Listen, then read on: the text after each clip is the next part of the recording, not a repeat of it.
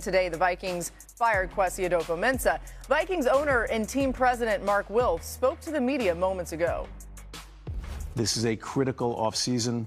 Ultimately, we felt the change was necessary in football operations and did not feel comfortable going forward into this offseason with the current leadership. It's not about any one decision or move. We looked at the situation cumulatively. We just didn't feel confident going through the entirety of the offseason, an additional draft and free agency with this structure.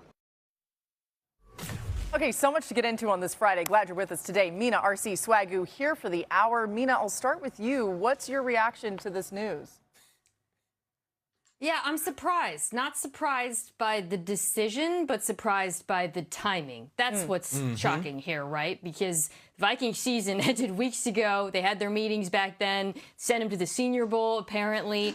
The timing makes me think this is reactive to Sam Darnold being in the Super Bowl. It's hard not to feel that way.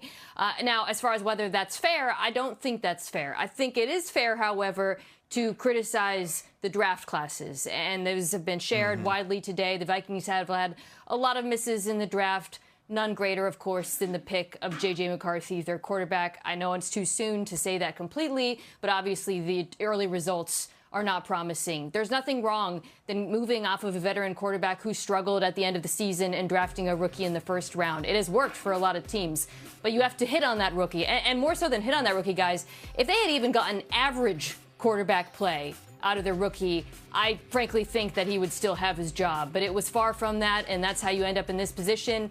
You can't miss on the most important position in the game.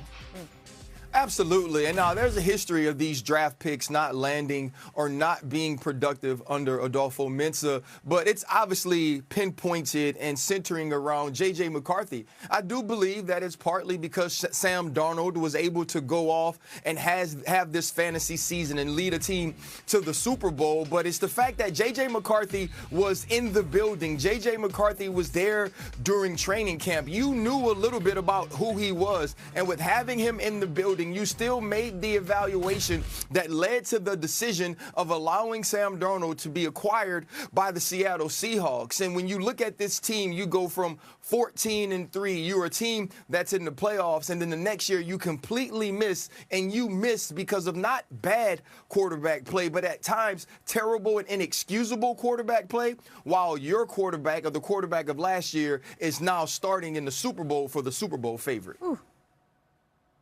Yeah, MK and RC, y'all both alluded to it, and obviously seeing Sam Darnold now in the Super Bowl, but I think the point is that you just talked about. This was a 14-win team last year. I'm not sure if Sam Darnold being in the Super Bowl adds more pressure than the fact that you saw this decline from 1 year. Now, the quarterback obviously is the common denominator in Sam Darnold, but the J.J. McCarthy part of it, you took a swing on a quarterback that you thought would be a good first rounder. And I know we've gotten to a point since we've been on this show for a lot of these rookies that have performed very well in their first year. But ultimately, this is always a situation where it's up for grabs if you really got the guy that you hope you got. But I think the most important point, the way I look at it in my estimation, is the fact that you were a 14-win team last year. You did get really good quarterback play out of Sam Darnold. You had an opportunity to go into the playoffs, and we know how that ended, but you made that decision based solely off 2 games at the end of the year as opposed to the complete body of work. And now we sit here with Sam Darnold being in the Super Bowl. To go from a 14-win team to what we saw the Minnesota Vikings become this year, I think speaks more to why Kwesi is no longer there. Yeah, go ahead, RC. Yeah, Mina, I know you talk to a lot of these GMs and you deal in the analytics with a lot of these departments. How do you think they came to the decision in the offseason? Because you had already acquired J.J. McCarthy. How much of a general manager and executives wanting to be right about drafting a guy leads to someone like Sam Darnold leaving the building? You know, I think this is more about player evaluation than it is about any analytic strategy, because we all know having a rookie quarterback who's good on a rookie contract is a cheat code in the NFL. One of them is in the Super Bowl right now, and that's a large part of why the Patriots were able to load up in free agency at the position and spend or not that position, pardon me, elsewhere and spend so much money. It doesn't take an analytics expert to want that to happen, and it's a big part of why so many quarterbacks were drafted in the first round that year, right? Including, of course, Atlanta and Denver, who made it into the playoffs as well. But this is not about analytics. This is about choosing and developing the quarterback. And that's where this went south. And as far as who chose him and the development, well, that's kind of the missing piece here, or at least there's going to be more information out of that. But, of course, Kwesi is the GM, so ultimately he does bear responsibility. Go ahead, Swag. Yeah, I think, man, I love that you asked that question, RC, because a big part of it is, too, did you get caught up in thinking that Sam Darnold had maximized everything that he could do and kind of fell into the idea of that this was a one-year wonder, right? Are you paying for that more than making a decision about taking a quarterback? And obviously it wasn't a one-year wonder because Sam has performed well throughout the season for the Seattle Seahawks.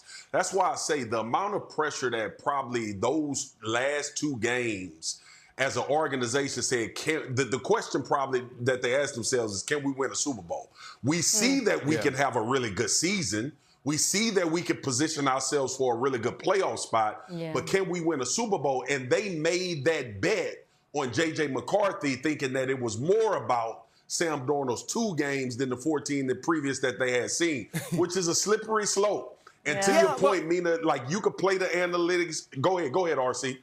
Yeah, but what we're seeing is that also leads to why Adofo-Mensah isn't there, because John Snyder built this infrastructure around Sam Darnold, and obviously he wasn't there last year, but you do have Cooper Kupp, and you have JSN, Kenneth Walker ascends, a line of scrimmage that you now control, and then on the defensive side of the ball, you continually give yourself chances to win. It's the general manager's job to hit in many positions in many ways and add depth, and that's where he failed just as much as this single decision probably was the nail in the coffin for the decision makers. It's great context. I mean, you guys, if you think about this just purely from the financial standpoint that Mina's bringing up, you know, the quarterback on the rookie contract, there's not many guys that are looking at this from the business side, which is also the job of the GM, that would say, oh, yeah, I'm going to go ahead and spend all this money on a Sam Darnold who didn't do a great job in the postseason for them last year, small sample size. We're not making excuses for him, but you can see how they would have gotten to this point, and you can also see why this could be a knee-jerk reaction. Swag, you had a final word? Yeah. Boogie, that's the point, right? Like, did you bet on the 2 bad games that Sam Darnold had, or did you not let the 14 wins in your season be the biggest part of your decision-making? Because I'm sure this team said, we still have the same head coach, we still have the same defensive coordinator. And remember last year, y'all, even with Sam Darnold playing that well, we talked about how good the Minnesota defense was with Brian Flores. This was a full fail, and I think it had more to do with the quarterback competence than it did with the roster. Mina. I think it's really just about the quarterback they chose. Guys, he just had to be average, and they would have kept, you know, this is an amazing defense. I really think that. And I would compare him actually not to John Schneider, but to Joe Shane in New York, who also let a quarterback walk out, overpaid a quarterback, walked out the door. The quarterback was better. Daniel Jones, who, of course, played in Minnesota as well. And has also struck out a lot in the draft. And their team has been significantly less successful. But Jackson Dart had a good rookie season, and thus he's still the GM of the New York Giants. Makes a lot of sense. Ultimately, that's just what it comes down to. You just got to find these quarterbacks, and that's ultimately what saves or doesn't save jobs. And, Mina, you said this well earlier. I mean, it's still a little early to fully say J.J. McCarthy is not going to be a success in the NFL, but he had the lowest completion percentage in the NFL this season at 58%. So, like you said, not average at all. He was below average and wasn't healthy.